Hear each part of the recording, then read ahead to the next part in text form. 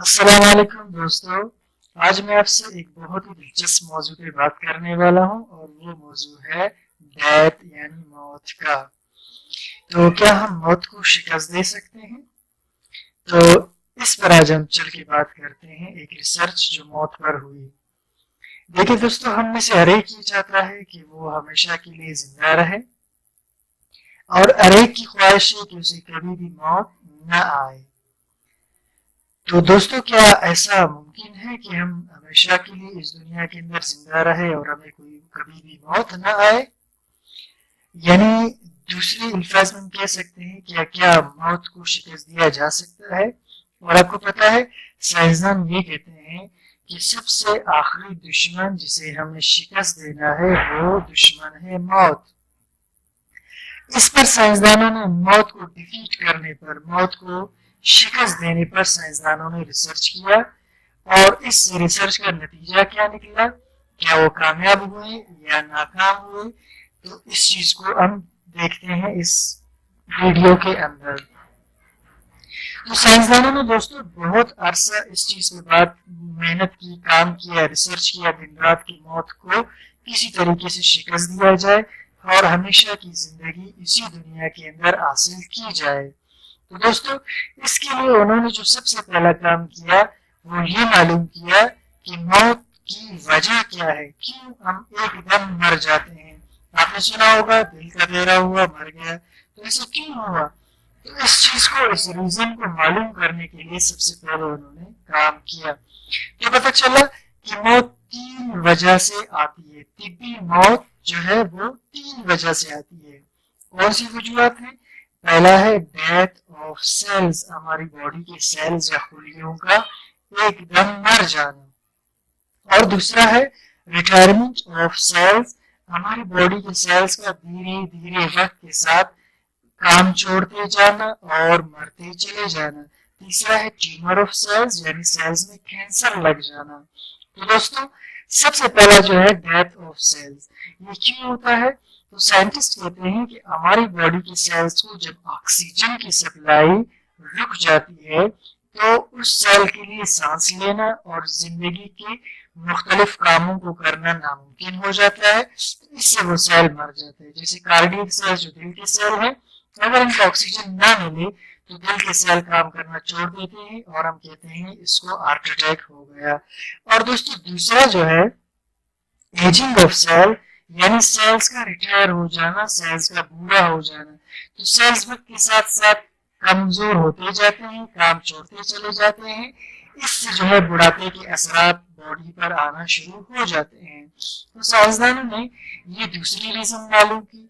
और तीसरी रीजन जो मालूम की कि सेल्स में कैंसर लग जाता है, यानी सेल्स में जो डीएनए है उसमें कुछ चेंज आ जाता है जिसकी वजह से वो सेल खराब हो जाता है। फिर वो सेल फंक्शन छोड़ देता है और न सिर्फ वो सेल कभी खुद खराब हो जाता है बल्कि बाज़ औक़ात वो सेल्स हमारी बॉडी के दूसरे सेल्स को भी नुकसान दे देता है, जिससे दूसरे सेल्स भी मर जाते हैं। तो दोस्तों, अब अगर हमने हमेशा जिंदा रहना है तो साइंसदान कहते हैं कि अगर हमें हमेशा के लिए जिंदगी हासिल करना है तो हमें इन 3 बातों पर काबू पाना होगा। और वो 3 बातें कौन सी है? सेल्स की डेथ पर काबू पाना होगा, या सेल्स की एजिंग पर काबू पाना होगा, या फिर सेल्स के कैंसर पर। तो फिर हम या तो हमेशा जिंदा रह सकेंगे या कम से कम हम 1000 साल की जिंदगी को अचीव कर सकेंगे। तो क्या ऐसा मुमकिन हुआ कि साइंसदानों ने इन 3 चीजों पे काबू पाया या नहीं पा सके? तो दोस्तों, साइंसदानों ने जो है बिल्कुल इस पर काम किया और इस पर काबू पाने में तकरीबन कामयाब हो गए। उन्होंने कहा कि पुराने सेल्स जो मर जाते हैं उसकी जगह हम क्या करेंगे, नए सेल्स, सिंथेटिक मसनूई सेल्स वहां पर रिप्लेस कर देंगे। और दोस्तों, सेल्स मर क्यों जाते थे? तो उन्होंने कहा कि एक प्रोटीन है P16, ये जब भी किसी सेल के अंदर थोड़ी मिकदार में पैदा हो तो वो सेल फंक्शन छोड़ता है, और अगर ज्यादा मिकदार में पैदा हो जाए तो वो सेल मर जाता है। मतलब ये हुआ कि अगर हमें जिंदा रहना है तो इस P16 प्रोटीन को सेल्स में से खत्म करना पड़ेगा। इसके लिए उन्होंने तजुर्बा किया चूहों पर। उन्होंने दो ग्रुप लिए चूहों के। एक ग्रुप को उन्होंने आम हालात में रखा जैसे नेचुरल हालात होते हैं, और दूसरा जो ग्रुप था चूहों का, उसमें से दोस्तों वो लोग P16 प्रोटीन को अलग करते रहे और उसमें सिंथेटिक सेल्स दाखिल करते रहे। तो रिजल्ट क्या हुआ इसका?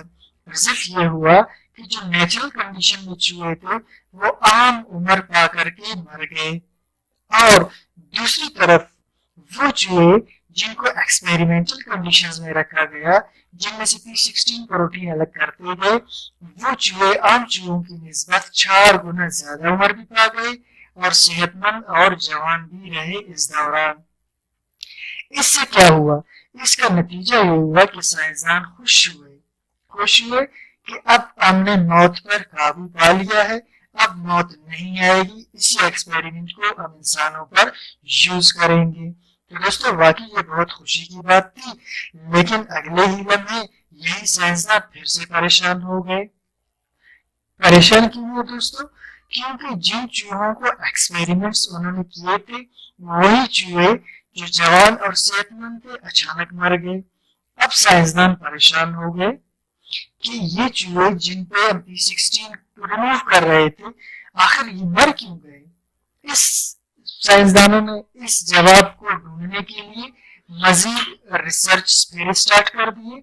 तो इस रिसर्च से जो है साइंसदानों ने पता चलाया कि एक्चुअली जो हमारे नेचुरल सेल्स होते हैं उनके अंदर हमारी बॉडी की दूसरे सेल्स के साथ कम्युनिकेशन सिस्टम होता है, लेकिन जो मस्नूई सेल होते हैं उनमें कम्युनिकेशन सिस्टम नहीं होता। जब भी हमारा कोई नेचुरल सेल बीमार हो, खराब हो, WBC उसको कहता है कि मुझे आकर किल करो, इससे वो सेल रिमूव हो जाता है। लेकिन दोस्तों जो मस्नूई सेल थे उनके अंदर ये सिस्टम नहीं था। वो जब खराब हो जाते थे और मर जाते थे तो बॉडी में कोई कम्युनिकेशन नहीं करते थे, कोई सिम्टम जाहिर नहीं करते थे जिससे इंसान उसका कोई तदबीर कर सके।